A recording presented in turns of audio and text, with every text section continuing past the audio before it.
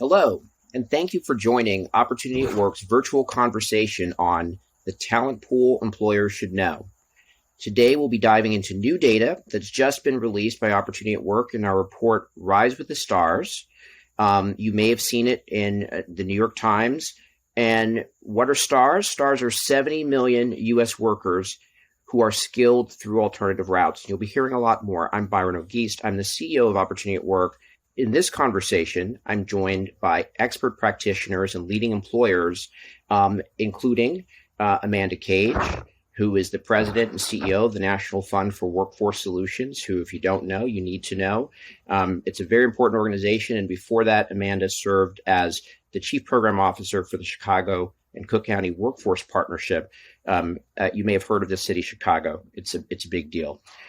Second, we've got Tammy Golden, who is executive director of diversity, equity, inclusion at General Motors. And I should add, Tammy has an experience running big parts of General Motors, operations, talent, and it's just fantastic to have an employer like Tammy who knows how the system works and is kind of committed to opening up those doors for stars. We also have Dabrina Mcewen, who is a quality assurance engineer with Madison Reed.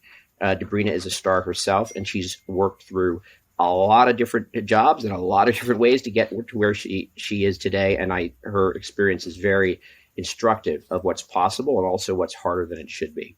And then we have Hector Mujica, who leads economic opportunity in the Americas for Google.org.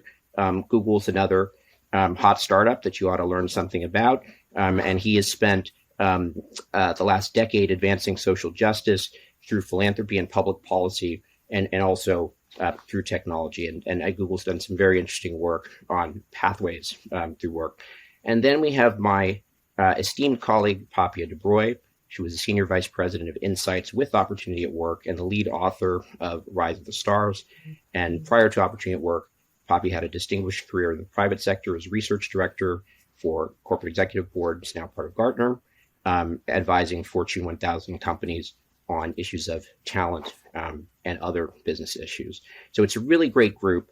And we are very excited. And we're going to start with an icebreaker question. And I'm going to go to you first, Amanda. Well, I'll answer my own question, and then I'll go to Amanda, then Tammy, Dabrina, Hector, and then Papia. You can finish off. And the question is this: who is a star who's made an impact on your life? That can be personal, it can be a professional colleague, someone who inspires you. And I have a lot to choose from, but the one I'll mention is my father, who went to college for about a year, left college, went to work, and we were actually in Detroit. And back in the day, he read an ad in a newspaper saying, "Learn COBOL and punch your own ticket." And that was the computer language for IBM at the time.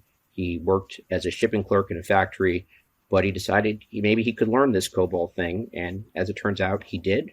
And he got an entry-level job as a programmer because someone just said, "Oh, well, you know a little something." And that was our family's sort of step into the American middle class. And I'm inspired both by what he did and what my mother and her work made possible, but also by the fact that, in 1970, that was possible. And so it should be possible today. It's something we can do. So with that, Amanda, who's a star that inspires you? Sure. So I'm going to continue on this conversation of parents, because for me, a star that has inspired me is my mother, who has a high school diploma, and quite frankly, my grandmother, who has an 8th grade education. And I just think it's important to say that my entire life, these two women have inspired me. At no point did I think of them as lacking or unable to succeed because they lacked a college degree. And in fact, I was very surprised when I went to college myself, and for the first time was in a space where there's an assumption, a false assumption, which I'm sure we'll talk about today, that everybody has a college degree and that you need that to be successful. So those are the two stars that stand out for me in my life. Thanks, Amanda. Tammy, how about you? So as I reflect on this, like many, most of my family are stars. But my brother specifically inspires me because he's an exceptional contributor in the tech field and was fortunate enough that his mentor saw his potential and set him on this path. that included vocational training and on-the-job experience. He's been very successful in his career. And in fact, all the stars in my family are very amazing individuals who've had an impact on their careers and in their work. So it just supports the fact that we can't overlook this population of talent. Thank you, Tammy. And Dabrina, who's a star that inspires you? I'm going to go forward, actually. I rest on the shoulders of my parents, and I'm grateful for what they have been able to do for me and what they've laid down for me. And I am very, very inspired by the youth who are often questioning why things have to be the way they've always been. I'm inspired by their energy to disrupt the status quo of things and to start doing things outside of the box or doing things differently than the way they've always been done. Well, we're going to have to do some things differently for sure. Hector, how about you? Star that inspires you? Well, I'm already so inspired by Dabrina, but besides her, I think I love the thread that we have going on about family, and I think what really stands out to me about that thread is the proximity that so many of us that are practitioners in this space or have been touched by this space have the people that have been stars and have had unconventional pathways to opportunity. The person that I'm going to call out is my uncle. He had a unique set of circumstances early on in his life and had to quickly meet several familial obligations and responsibilities, which prohibited him from pursuing a 4-year college degree. He worked several jobs, initially in retail, eventually breaking through into fixing printers, and then someone gave him an opportunity to be an IT generalist, which is what he does to this day. And, his story was a success story because, like we have heard from several of you before, someone saw potential in him and his abilities and his skills, and not in his lack of an institutional pedigree. And that's what I'm hopeful that we can optimize for going forward, is people's skills and their abilities so that outliers like him can become the norm. Thank you, Hector. And Papia, how about you? Star that inspires you? Sure. I similarly, there are many stars I could call out today, but as a mother of young children who has managed through several quarantines and snow days these past few weeks, I'm going to call out my toddler's teacher today. She is an extraordinary woman who has brought just tremendous care and love to her profession daily. And I have such appreciation for her. Her worth can't be captured in language from my perspective. But there are so many like her who bring exceptional skill to their work every day and who are just so inspiring in what they're able to do for so many families across the U.S.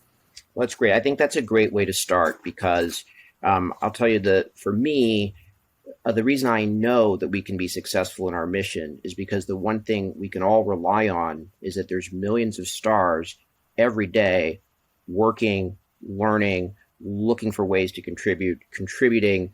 And honestly, a lot of what we have to do is just remove the barriers, and you're going to see just a lot of inspiring and effective people, resourceful people kind of come through and deliver. And I have total faith in that. And I see it every day. So with that, I think it's great to start with stories, and we also have a lot of facts too, and in a sort of a sense of how big an opportunity this is. And so with that, I'd like to turn it over to you, Papia, to just give us the top level of Rise with the Stars. Thanks, Byron. Well, hello, everyone. It's so nice to be here with all of you today. Many of you might be surprised to learn, as I was, that in the decade following the last recession in 2008, almost 3/4 of jobs that were added to the labor market were ones where employers frequently require a 4-year college degree. We know, however, that more than 60% of our labor force does not have a 4-year college degree.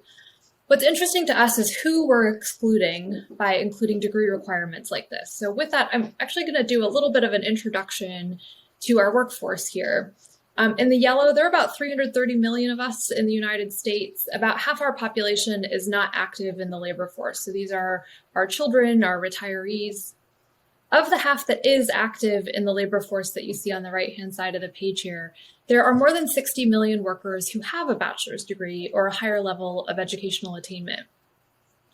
We're focused on the 70 million you see all the way on the right there, who we call skilled through alternative routes, or STARS. These are individuals who do have the high school diploma, don't have the four-year college degree, but have gained valuable skills in lots of different ways. One of the things that's really interesting about this population is we see an overrepresentation of many groups we actively care about bringing into our workforces today. So 61% of Black workers, 55% of Hispanic workers, 66% of rural workers, 61% of veterans, they're all STARS.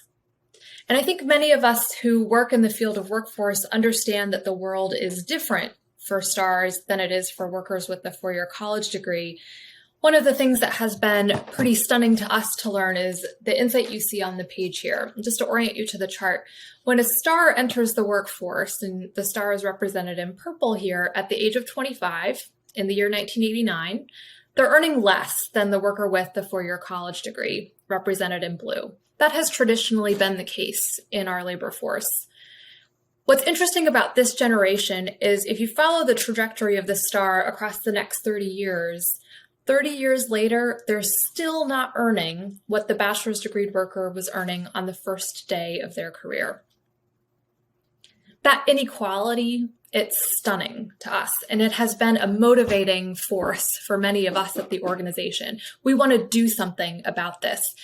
I think what's interesting to us is some of the insight in this research actually points to a couple of ways for us to focus our work in the coming years. How do we change this outcome on the page? I want to back up a little bit and start with just introducing you all to a couple of concepts that have been kind of anchors for us about how we think about the mobility of this population of workers. All workers are gaining skills in their jobs today, whether you have gained that skill through military service, through volunteer work. We all gain skills in addition to those routes by showing up every day and continuing to do the tasks required for our job. So on the page here, we see an example of a retail salesperson. They're required to bring persuasion, active listening, a service orientation, as one of many skills to their jobs every day. These skills that the retail salesperson acquires are transferable to many other jobs in our U.S. labor market. In fact, there are more than 30 million workers today who have skills to earn significantly higher wages if they were given the opportunity to transfer them to higher wage work. Our analysis of the 130 million transitions that workers have made in the labor market in the last 10 years actually points us to a better understanding of how STARS are using their skills to gain higher wages over time. When STARS made transitions in the past decade, 40% of the time, they moved to a job that paid more. That insight is allowing us to better understand the pathways that STARS specifically are traversing to actually increase their wages over time. What you see on the page here is an example of one of these pathways. A receptionist transitioned to a customer service position. The customer service representative transitioned to be an operations manager. This is a pathway that is very well traversed by STARS in our U.S. labor force. It's also one that provided wage mobility each time the worker made a transition.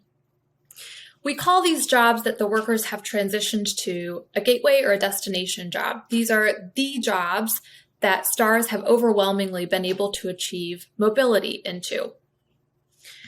We care about these jobs. These are the jobs that allow these workers to continue to experience economic opportunity. What's interesting to us is what's been happening to the workers in these jobs over time. So I'm going to take us back to the year 2000 for a moment. If you think back to 2000, that was, I think, the year that the iPod commercial launched for the first time. A lot has changed since that moment.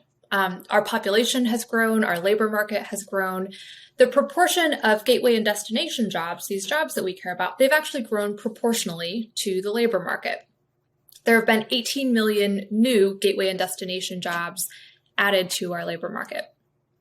If we back up to the year 2000 and look at the workers in these gateway and destination jobs, 54% of those jobs were occupied by stars. Now, if we fast forward 20 years later and look at the 18 million new jobs that were added to the labor market, if stars had kept their share, we would expect between 9 and 10 million of those workers to be stars. Instead, we see that stars actually only gained less than 2 million of those 18 million jobs. That's a displacement from more than 7.5 million job opportunities in the United States. And what jobs are we talking about? On one end of the spectrum, there are a host of jobs where we've seen tremendous growth in our labor market. The registered nurse occupation is one example of this. Stars have been left out of almost 500,000 job opportunities there.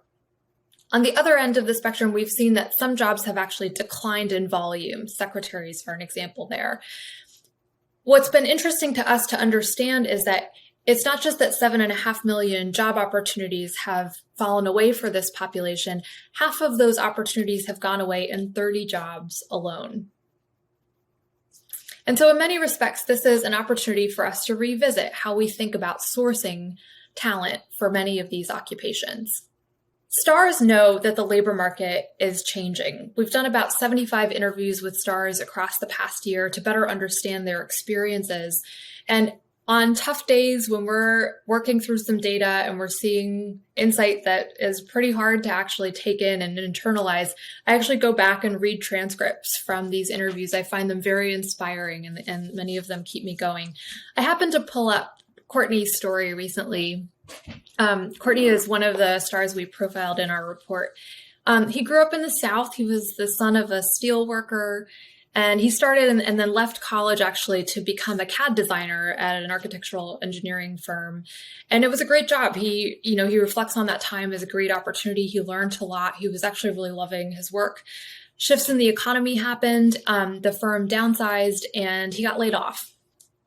He moved to California and took a job as a project manager at a construction firm. And it's so interesting to hear his reflections on where he built his skills across these jobs and how much he believes they've set him up for so many different types of opportunities. But it's interesting because he reflects on his experience in the labor market and understands that he is one of millions who should be experiencing more opportunity than what he sees today. The problem is that many people in positions like Courtney are not seeing the same volume of opportunity as they had not that long ago. One of the things that's interesting to us to start to now dig into is, are the Courtneys of the world experiencing the labor market the same way across the United States? And the answer is no. Stars actually experience the labor market very differently across the US. We built an index called the Stars Mobility Index, which is a measure of equality, stability, and mobility for stars in their respective regions.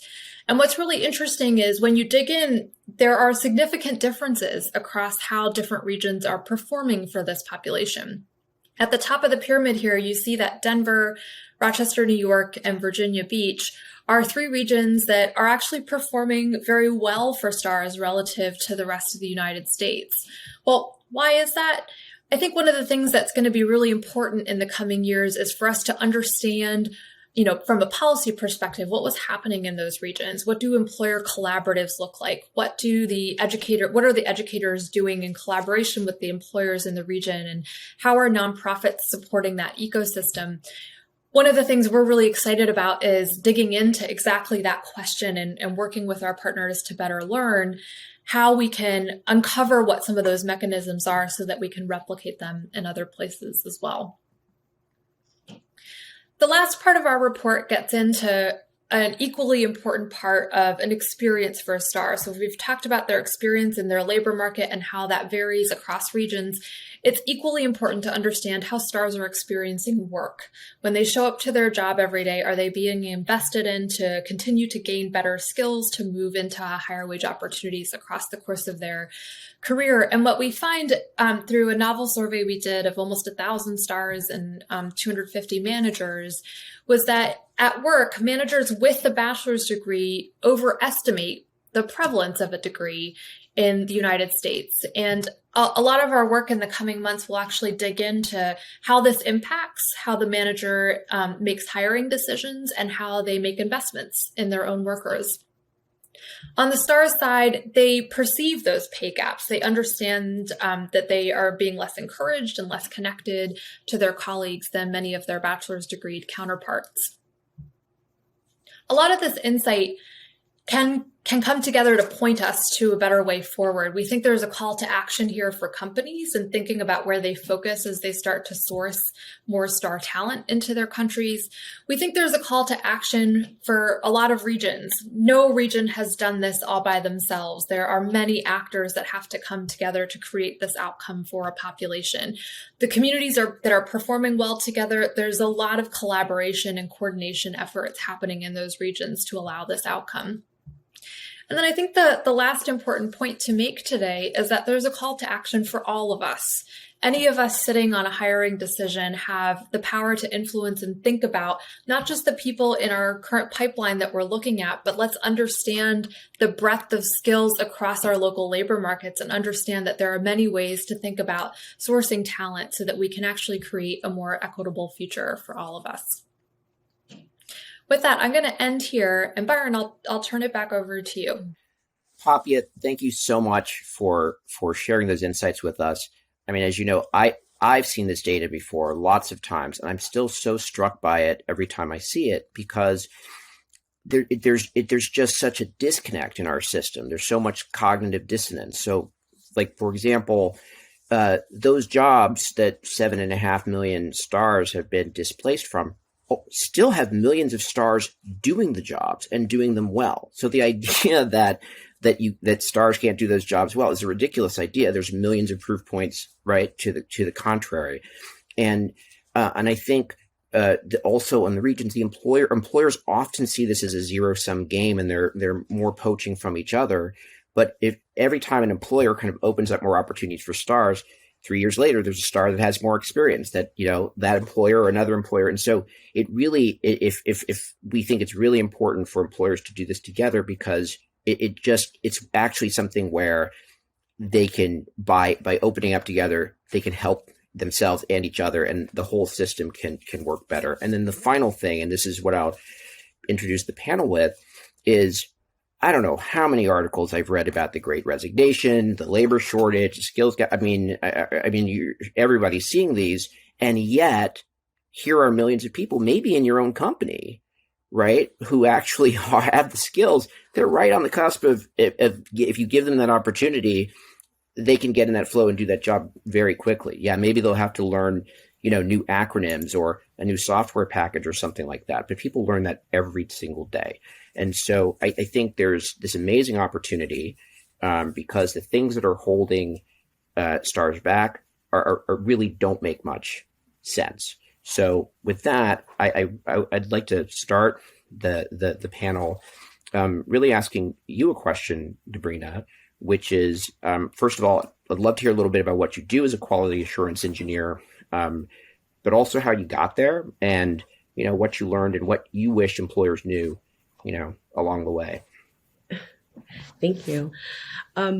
So I'll start with what I do as a quality assurance engineer. So I currently work on Madison Reed's .com team, and the .com team manages the website that you see when you search for Madison Reed in your browser. And as a quality assurance engineer, I test the quality of new code being released to that website that you see when you type in madisonreed.com in your browsers. I assure that there are no bugs being released to production and that everything is working as it should be, and that our new code or new features that we're releasing are to spec as they are expected to operate. My journey to Madison Reed was a long one and one that didn't make linear sense to me. If I didn't live my experience and someone told me that experience, I'd be like, how did that happen?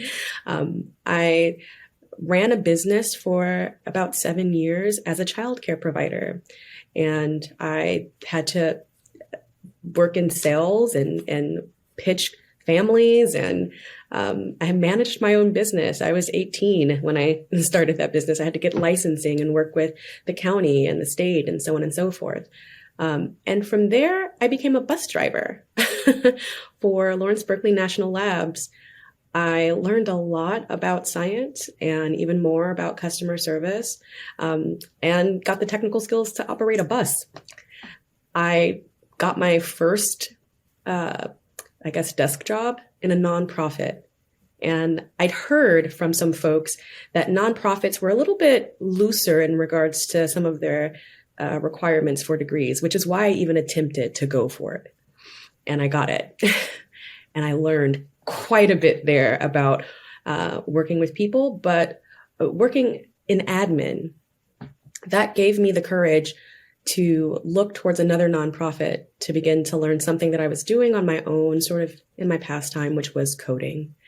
And there started my journey into going to a boot camp to learn JavaScript full stack development. It was there that I heard of an opportunity to work in UX with a company called IDEO, and I jumped on it. I not only jumped on it, I ran towards it. I pitched myself as best as I could. I competed in a makeathon, and I was accepted as a fellow.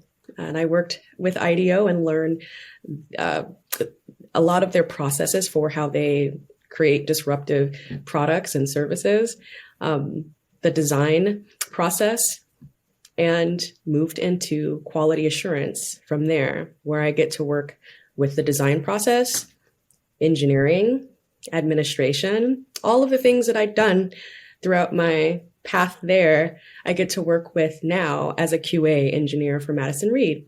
It all came together. I even worked as a receptionist in a beauty salon. So it's kind of funny and ironic that I work for a company that combines hair products with technology. But all of the parts of me professionally are being used. Well, to some extent. But that's my story. Well, thank you, Dabrina. And it is amazing to think about because, of course, so many different things go into doing a job, right? It's not, we might think of one particular feature of doing a job, but it really is so much more holistic.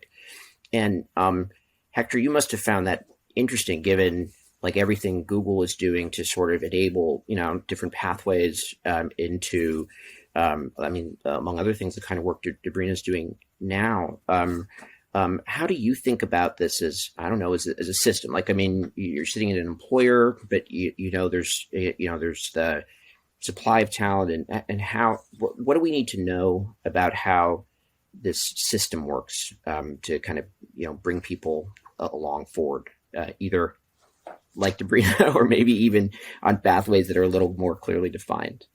It's a great question, Byron. First of all, Dabrina, it was so wonderful to hear your narrative and your lived experience. I think it's just so meaningful for me as a workforce development practitioner to hear the journey and the pathways, the challenges, the barriers that you had to overcome. So hats off to you for that and for sharing your journey with us. We at Google and at google.org believe that it is incredibly important for there to be pathways to meaningful job opportunities and upward mobility for everyone, including those that lack a four-year degree, for whom a four-year degree or college education is not an option. Like Papia mentioned, the labor market changing, and one such change is the role of technology and the role that digital skills is playing in employability, in the many roles that many of us touch. In fact, some data that we're looking at recently from Burning Glass indicates that 80% of middle-class jobs in the U.S. require a solid knowledge of digital skills. Now, these are jobs that pay better, that have better growth opportunities. These are jobs that are going to not be as impacted by automation and some of the other changes that we're seeing in the economy. But we also have to acknowledge that opportunity to access these jobs is not equally distributed. And today's report, I think, underlines that better than anything I've seen in the past, right? 7.4 million good jobs that have become unavailable to stars. 30 years to make the wage of a college graduate for a star, like that those deltas, that gap is growing, that chasm is growing. And at google.org, we're very committed in aiming to tackle this gap from both ends. From, if we look at it on the spectrum, both looking at the demand side of the house, the employability side of the house, and the supply, where we're talking about training and pathways. So on the supply side, we are deeply committed to working on pathways for underserved non-traditional talent to gain access to digital skills through interventions like employer-backed credentials. We have our own employer-backed credential, the Google Career Certificates, which, very similar to what Dabrina talked about with her bootcamp. We have courses on UX design, on IT support, on data analysts. It kind of ranges the gamut. These courses usually range from 3 to 6 months. So they're much more attainable. And what we're also doing with these courses is ensuring that we pair them up with nonprofit organizations, workforce development organizations that are providing not just the coursework, not just the curriculum and the digital skills, but also the adequate level of wraparound supports. So job readiness skills, financial stipends. I mean, we often forget that it is truly a luxury. Time is a luxury, and many individuals, many stars just don't have the luxury of time to reskill, upskill, or gain some of these additional skill sets that might be necessary for them to participate in the digital economy. Therefore, facilitating that process through interventions like boot camps or like the workforce development programs that some of our grantees manage, like Goodwill, Empower, Perscolas, and others, is incredibly important. And doing so with wraparound supports to ensure that these learners, that we remove the barriers to learning for these individuals, is really, really important. On the demand side of the house, we're really, really working to remove barriers that have kept stars from jobs in the digital economy. These are barriers like degree inflation, degree requirements, barriers like deficit narratives that many times are unfortunately used to describe stars. And we acknowledge that employee behavior change is key to creating meaningful pathways for underserved talent. We're really encouraged, I'm really encouraged to see more and more large corporations and enterprises beginning to remove degree requirements and accepting skills and accepting experience in lieu of four-year degrees. And we're hoping to accelerate that process, which is why we're so excited to work alongside you all at Opportunity at Work to understand what those barriers that still exist, what are they, and how can we continue to remove them and expand more and more pathways to the digital economy. Well, thank you, Hector. And with that, I think I want to turn to Tammy because, we're on the employer side. I mean, I worked most of my career in the private sector, and I'm very aware of the fact that employers employ people, but they have a business to run, right? And Tammy, one thing I've always appreciated about you, you've been an operator, you've been a recruit, you're in the talent, and now you're in the world of that we all believe in of diversity, equity, inclusion, belonging. But what are from the standpoint as a business leader who's now focused on diversity, equity, inclusion? What are the things that we need to know about that? What are the myths? Like what is this really about, or what should it be about, and how can we connect that to the kind of talent we're seeing among stars? All right, so thank you for this question. As you know, we are early in our journey at General Motors, but Mary Barra, our CEO, set us on a path to a vision to become the most inclusive company in the world. So when you think about that, that's a big deal. And what does that really mean? And to achieve that vision is to really create some sustainability. And you can't do that unless you take this work very seriously, treat it as business critical, and realize it's not an initiative. So the power of opening that aperture to the talent is integrating it into our talent strategy. And that's what excites me about this work, especially given the work that I've done in the past. Investing in skills-based hiring is a part of the talent strategy. And our goal right now is not to leave any talent on the table.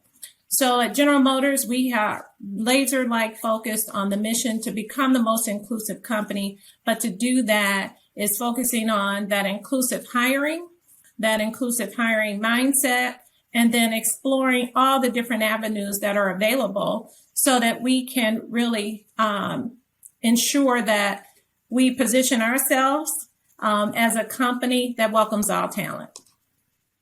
That's great. And I'll ask a little later about what it is you think you need from others in the ecosystem. That's a great sort of setup and a good introduction. Amanda, you work with a lot of employers, you work with a lot of community.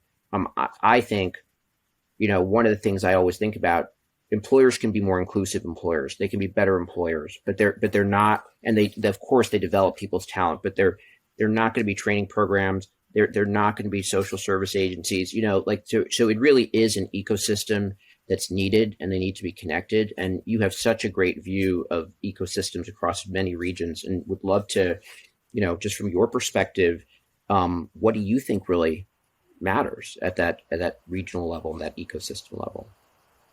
Yeah, I think there's two layers. The first one is the actions of individual employers, and I want to jump back to one of the points that Papia made earlier, which is the views of the hiring managers, their overestimation that people have bachelor's degrees. We see that all the time. People who are decision makers think their experience is universal, and it's not. We deal a lot with small and medium businesses at the National Fund, and one of the aspects that's unique about small and medium businesses is a lot of entrepreneurs are stars, right? They went out and started their own business. And as a result, they think about skills differently, right? They think about how they acquired their own skills, what skills really matter to them, and they look for that within their own workforce. And being able to have decision makers who have the experience of building those skills on their own from a variety of different sources is important for being able to create workplaces that are open to stars, that create situations where stars have a feeling of belonging, that they matter, that their skills and talents are desired and useful in the workplace. And I think that's a really important employer practice.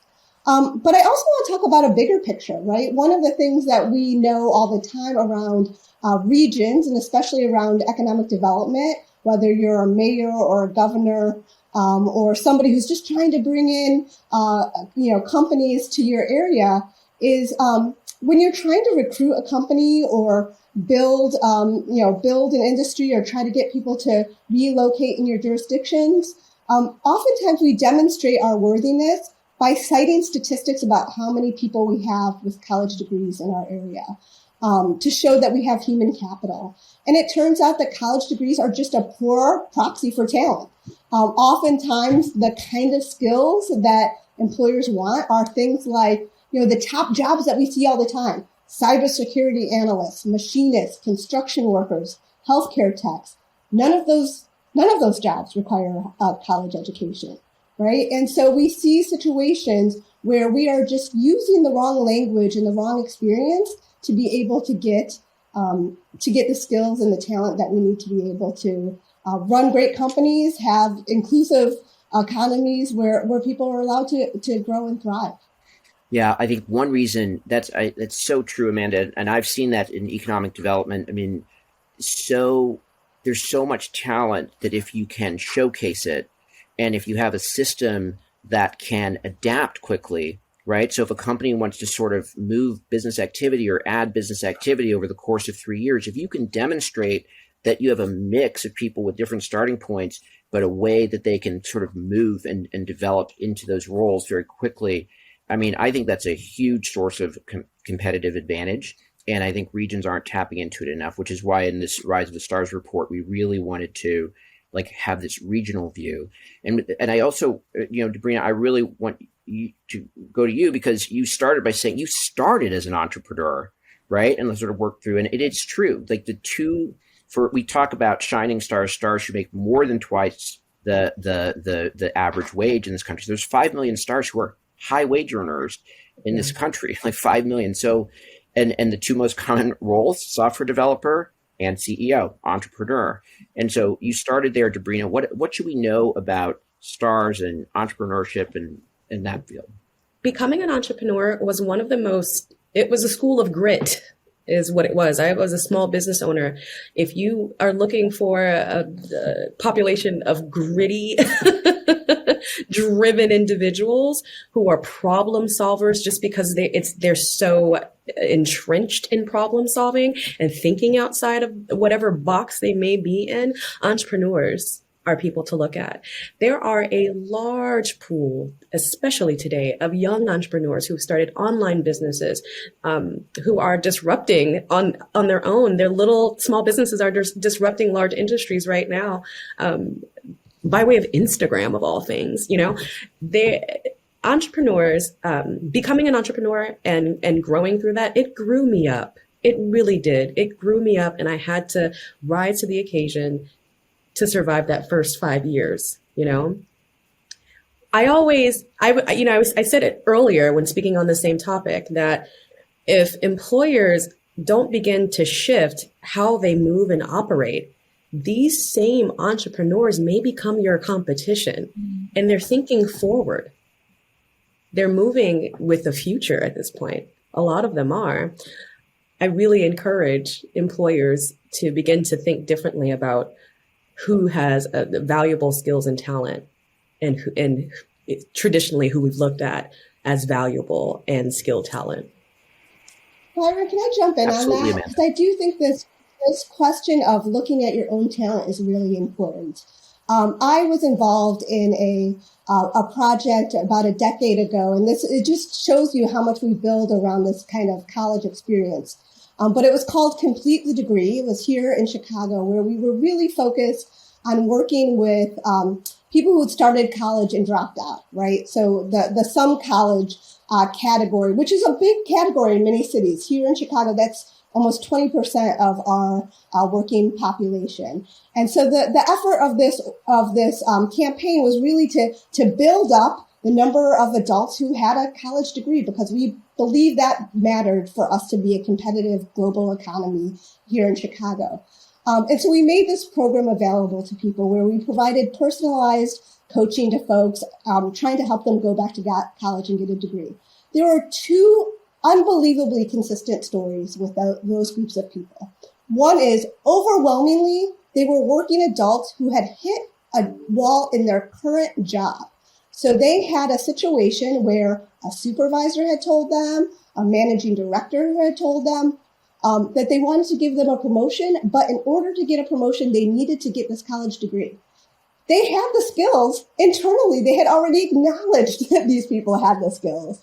They just, it was part of corporate culture that piece of paper was a prerequisite for those jobs. And so we saw so many people go on these quite absurd journeys to do things like pay the parking fines and the library fines from a college they attended 20 years ago, to try to grab their transcripts and get new, try to fill in the gaps of their required hours on their own time, right? Not on their work time, on their own time, for a job that they had shown they were already qualified for by everybody's standards, right? So why are we making people jump through these hoops when we know that they have the skills? And I will say to all employers out there, you have every employer out there has these people right now in their talent pool of people who are their employees, that they're not. I'll jump in there. Yeah, I think this is yeah, please do, Tammy. No, I was just going to comment that please know, from General Motors' standpoint, for sure, we are shifting because of some of the realizations you just brought out. As we look at progressing to our all-electric future, and Dabrina talked about innovation, we know that when you talk entrepreneurs, that innovation is there. You can see it with some of the startup companies, right? So we are excited to shift. And that's what, when you think about the education that we're getting through Opportunity at Work and other sources, I welcome that so that we can continue to create that inclusive mindset that I commented on earlier. So this is exciting work, and we're on this journey, and it takes all of us to keep moving that needle in the right direction.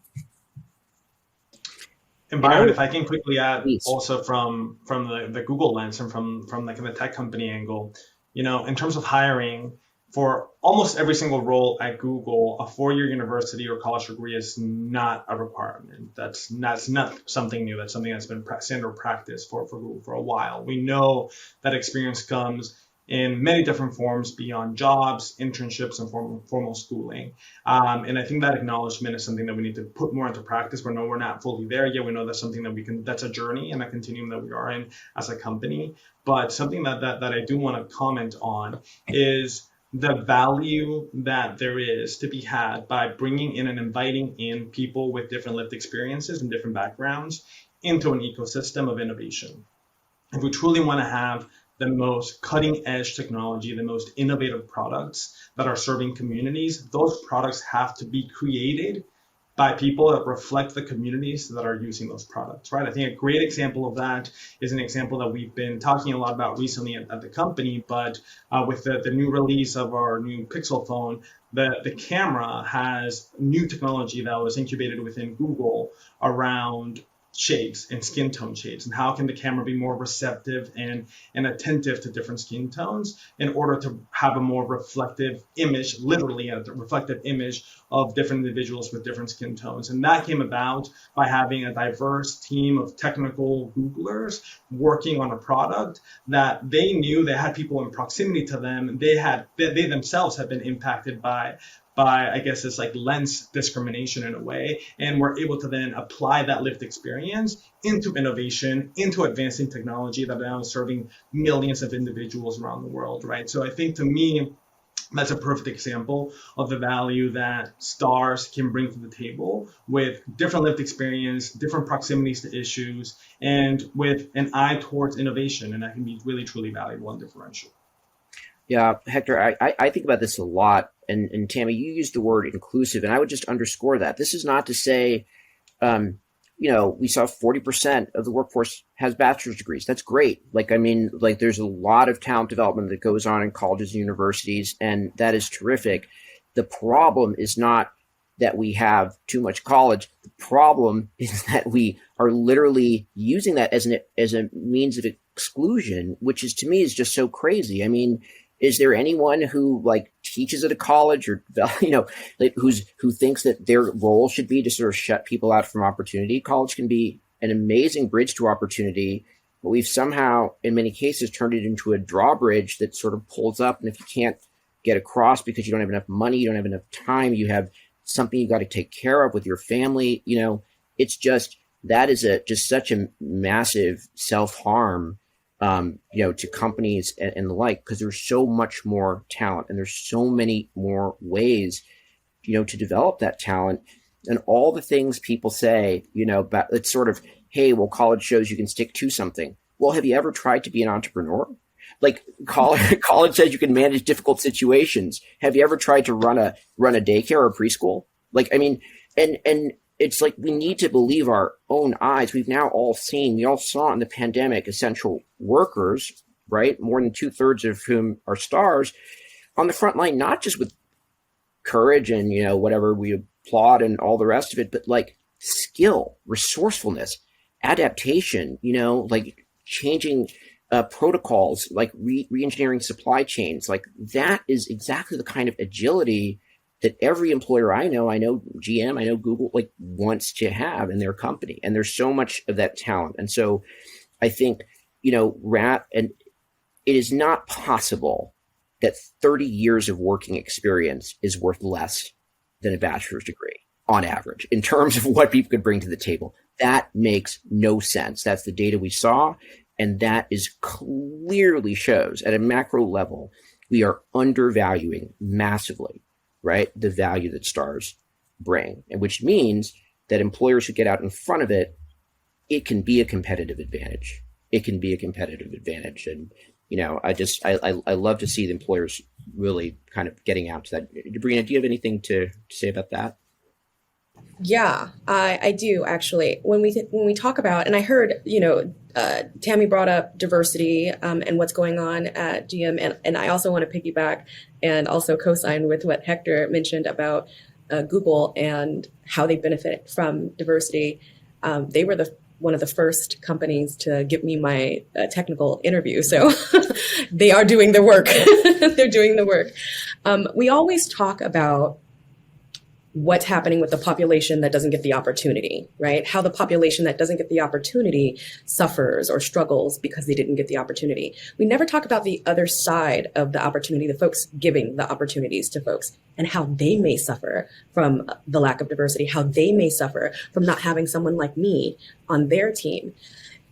If you only are hiring from a group or a pool that has a single narrative, then you're only solving problems from the biases within that group. You're not actually finding out about problems that other people who live different lifestyles, who have completely different narratives that you don't have any idea about, have. There's so much opportunity for us to grow in our problem solving and for us to develop new, complete, unheard of, not even thought of lines of products and services and solutions for people. And you can't get to them unless you get out of the exact same narrative that you're working with over and over and over again. We aren't the only ones being held back. And I just want to stress that, that it's not just the stars missing out on the opportunity. You're missing out on stars.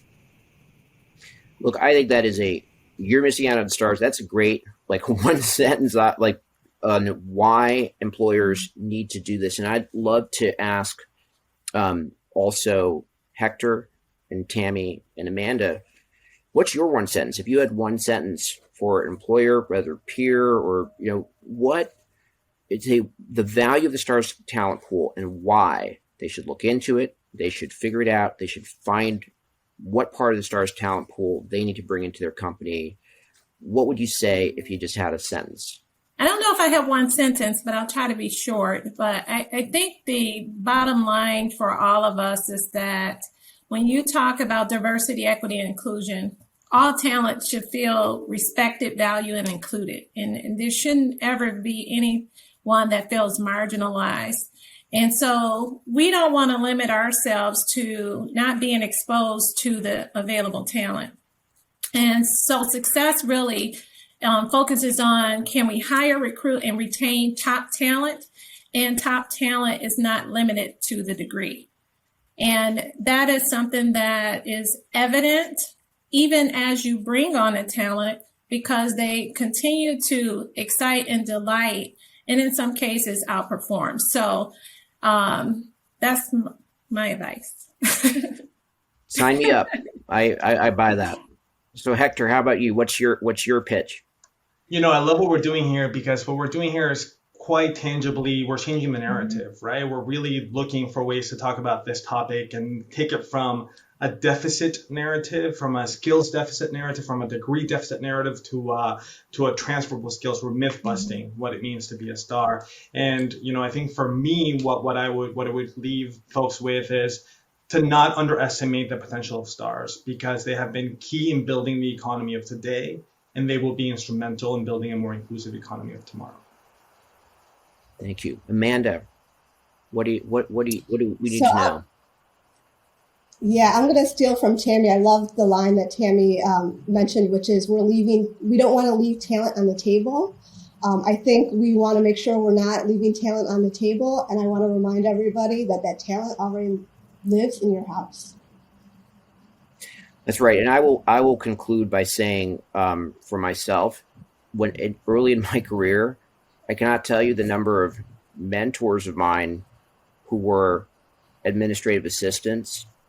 They were mostly women of color. A couple had bachelor's degrees, but most didn't, but they knew what was going on, right? I mean, and they sort of made the place work. And actually, I'm so happy that I was raised to respect what everybody had to offer, because I tell you, I benefited so much from listening and getting that advice and getting that mentorship, whereas a lot of other people didn't. A lot of other people didn't think they needed it. And I got to tell you, if you are shutting out the wisdom of people who've learned things that you haven't learned, who've done things that you haven't done, you're making a mistake, no matter what their background is. And I just think that's the biggest thing. Like, none of us know everything we need to know to solve the problems of the future.